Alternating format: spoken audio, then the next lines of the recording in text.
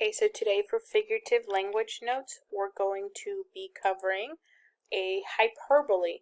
And a hyperbole is obvious exaggeration used to emphasize a point or add excitement or humor to a story. So, a hyperbole.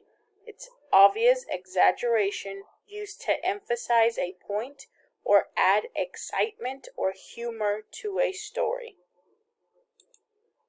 For example, he is the worst person alive. We know this sentence has a hyperbole because there is no way to judge if a person is the worst person alive or in the entire world. Okay? So, once again, hyperbole.